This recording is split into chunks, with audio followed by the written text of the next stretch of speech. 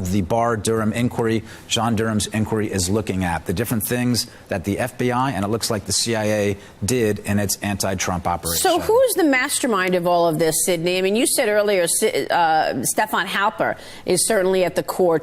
We're going to stop there. Stefan Halper is not the mastermind of this entire ordeal. No, it goes far higher than that. This is a special programming alert. I'm going to be airing this full broadcast on Restricted Republic. There's elements I'm not comfortable in discussing here, and YouTube would suppress it and shut it down anyway. But nonetheless, you need to be aware of what's happening. It's why I'm going to ask you once again to please go over to Restricted Republic, subscribe, make sure you get the information that the mainstream media is hiding for you on purpose. You see, they're hiding what we're going to eventually get to, which is the Michael Flynn investigation. It's about to disclose and disrupt politics as we know it, because the web that involves Stefan Halper, as you see here, and Carter Page and George Papadopoulos, and on the right-hand side, General Michael Flynn.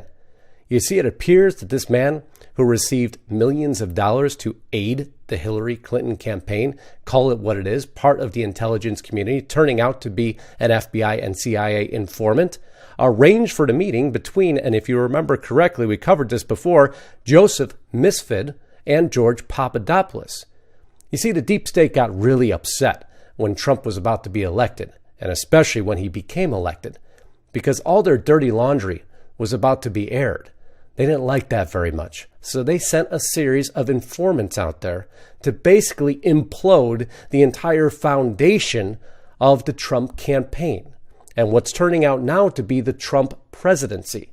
I'll give you a few more insights before we turn over to Restricted Republic. Here's Halper, a professor, made contact with 3 Trump campaign officials during the election and has provided information to the CIA and FBI for years. Here's an exchange between him and Carter Page on Twitter. An actual letter that Carter Page posted. I thought I'd write as of the summer wears on to ask how you are and what your plans are at this point. It seems attention has shifted a bit from the collusion. You see, there's no gray area here. It's black and white connections. Halper's father-in-law, Ray Klein, worked for the CIA during the Cuban Missile Crisis, and Halper advised George H.W. Bush's presidential campaign. Let's take it a step further. Halper was accused of being in charge of a Reagan operation digging up information on Jimmy Carter and received over $1 million in contracts with the U.S. government. And he's still receiving cash for being a government informant. The FBI operation was dubbed Crossfire Hurricane, and Halper is an author. We've talked about Crossfire Hurricane. We've talked about Lisa Page and Stroke that are going to come up in the very end when they actually doctor information. But what's even more earth-shattering than anything is one of the very points of origin. There's a couple points of origin because you had 2 administrations attacking at the same time. One wannabe administration, one existing administration. That's the key to the remainder of the report.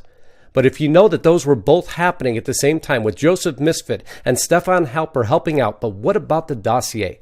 What about the Christopher Steele dossier? What if you found out that was not a dossier at all authored by Christopher Steele, but actually by the intelligence community from multiple reports and merged into what became the Christopher Steele dossier? Would that be enough to open your eyes?